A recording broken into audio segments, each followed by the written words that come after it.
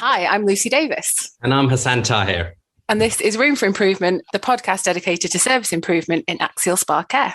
Welcome to episode 5 of our podcast. And today we're exploring a really interesting topic around the critical importance that primary and community care services play in the diagnosis and the timely diagnosis of patients with axial SpA. Today, we're delighted to have Dr. Dale Webb back on the show. You remember him from the first episode. He's the CEO of NASS. I'm hoping Dale will talk more about the issues of primary care teams, what they're experiencing, and the work NASS are actually doing with primary care teams to encourage service improvements in the care of axial SpA. Welcome, Dale. Many thanks, Hasan. Great to be here.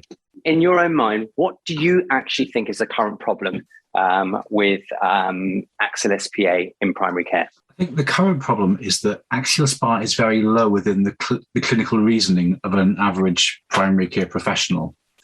And we need to try and address that. We know that about 5% of patients with chronic back pain coming into primary care are estimated to have axial SpA. But time and again, people with axial SpA report to us that their GP fails to identify the axial SpA, and they often misdiagnose it as mechanical pain, or they may indeed ascribe psychosomatic reasons. Dale, why is that though? I mean, any reasons you can think of? I think there are many reasons. Partly, there are still some misconceptions about the condition among some primary care professionals. Even now, some of the GP textbooks refer to the condition as being a male-only condition. And we know that some women in particular have been told by their GPs that it's all in your head. We also know the GP might not ask the right questions. They might refer for the wrong MRI. They may not refer directly to rheumatology, but to somewhere else. They may indeed be concerned about the costs of referral. And for those patients who test negative for HLA-B27, they may assume that that person therefore doesn't have axial SpA. But we also know, talking to primary care professionals, that they identify numerous barriers themselves. Now, this is a fairly low prevalence condition among patients with chronic back pain. There isn't a single definitive diagnostic test, and there's a slow progression to this condition, and it's fairly intermittent in its nature, which makes it harder to spot within primary care. So I've got to agree with a lot of the points that you made there, Dale. So my personal experience, and having gone out and given education programs to general practitioners or primary care physicians, is that I think you touched on the point about, first of all, gender, the fact that it's a male-orientated condition. And it's not. We look at our own group and we see it's a 50-50, pretty much a 50-50 mix. You're again, it's very right that they're not clear about the discrimination between mechanical and inflammatory pain. They do tests on individuals, on their patients, and they find that their inflammation markers are normal, and they go, "No, you can't have inflammatory back pain." And what's really surprising is that a lot of our primary care physicians aren't aware of the novel therapies and how beneficial they are to our patients. And I've done talks to our primary care physicians in which they've said, well, the management doesn't change. Even if we do identify these patients, what are you going to do for them? They'll only just get some physiotherapy and anti-inflammatories. But with education, our primary care colleagues are learning that there are newer therapies. So totally reinforce what you've just said there as a key problem. So how are we going to address that? Hasan, you make a really good point. We know from the literature there's a whole cohort of patients who've never been referred to rheumatology for their diagnosis and treatment and are only being managed within primary care, and they are missing out on treatments that could be life-changing. So absolutely. So the question is, how do we actually change that? I mean, what do we as clinicians, what can NASS do? What can we as a group do to change that? One of the conversations in our all-party parliamentary group has been about the lack of clinical visibility for axial SpA within primary care. So to try and address that, we've created a new programme called Champions in Primary Care. Our aim is to create a cadre of clinical champions who will work together using quality improvement tools to test different interventions, to create resources, in the hope that we can, through their work, ensure that axial SpA is higher within the clinical reasoning of primary care professionals. So the aim here is that patients who present with axial SpA are identified at the first opportunity and then urgently referred to rheumatology. So what would the actual program involve? So this will be a 2-year development program. The participants will receive some leadership development support.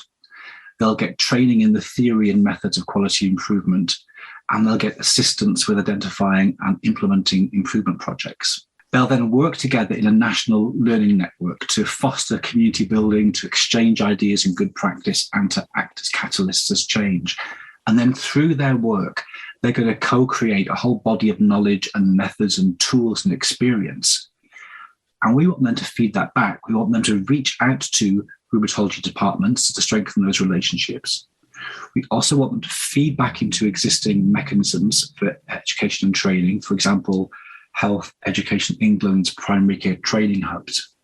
And certainly within England, we want them to connect to these new MSK leads that we're going to have at each integrated care system and region to connect their work back into the national policy environment. So it's much the same as what's been an offer to the secondary care clinicians and the aspiring to excellence, but we're moving that to the primary care cohort. Lucy, do you have any experience or do you have any comments to make on that? Dale, I'm really taken by what you're saying around trying to change some of the policy aspects of that. And I know that the All-Party Parliamentary Group for Axial SPA has been active and working alongside that. I wonder if you could tell us a little bit more about that and any of the findings that they've had around primary care. The chair of our All-Party Parliamentary Group, Tom Randall, who has Axial SPA, actually led an adjournment debate in the House of Commons in late 2020, where he talked about his experience of living with the condition. And parliamentarians were of one voice, actually, in supporting us in recognising the need to get earlier diagnosis. Now, part of that is about the general public themselves coming to primary care more quickly, but part of that is about the work within primary care itself. And so we think there is ample opportunity here to make improvements. Some of those will be around leadership. Some of the conversation at the APPG meeting has been about the use of technology, for example, of appropriately using alerts in GP systems to flag at patients who may have inflammatory back pain. A range of things that we can do. We also want to promote existing tools. There's one called the SPADE tool, which helps primary care clinicians assess patients. So I think there's a range of things that we can do to raise the visibility of axial SPA within primary care and get it higher within the clinical reasoning of GPs. Dale, that's really interesting, all the various tools that that our primary care clinicians may engage with. But the question I'm going to ask as a clinician is, how would you assess success? So I think from the point of view of those who are involved in the program themselves, I mean, they're going to benefit from enhanced leadership skills and greater confidence in leading service improvement at a local level. And I think we'll see cadre people emerging who we hope will start to shape policy at local and at national level. And we'll see new resources being created and curated, showing best practice examples of how to reduce diagnostic delay within primary care. So those are the things we're looking to see really at clinician level.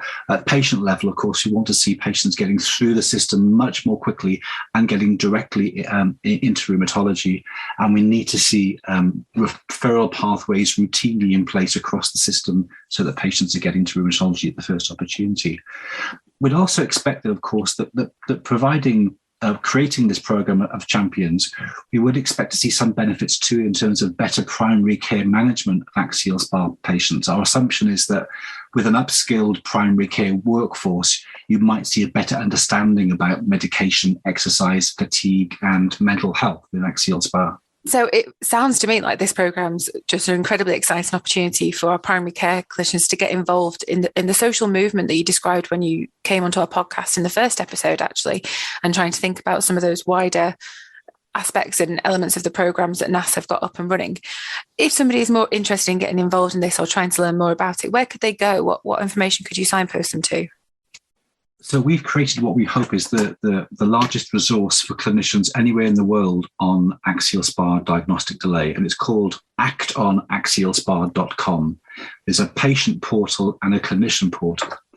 And whether you're working in primary care, secondary care services, rheumatology, there are a whole set of resources that we've curated and created for you that will give you best practice examples, will give you links to the latest systematic reviews or primary research articles, and we'll be building this resource over time. And as our programs, including Aspiring to Excellence and now Champions in Primary Care, come to fruition, we'll be bringing the data and the experiences from those clinicians into this portal. So for any clinician who wants to know more about how they can reduce diagnostic delay for their part of the pathway, please look at actaxialspar.com. Fab. Thanks very much. And I think that brings us to the end of today's episode. Thank you, Dale, again for joining us very much and sharing your wisdom with us. My absolute pleasure. Thanks for inviting me. And if you want to learn more about the NASS Champions in Primary Care programme, visit nass.co.uk. And as always, for all information about the podcast and to scrub up on your quality improvement methodology, please visit nass.co.uk/room for improvement. Room for Improvement is brought to you by the Aspiring to Excellence programme from NASS, which is sponsored by AbbVie, Biogen, Lilly, Novartis and UCB, and in partnership with BritSpa and the NHS Transformation Unit.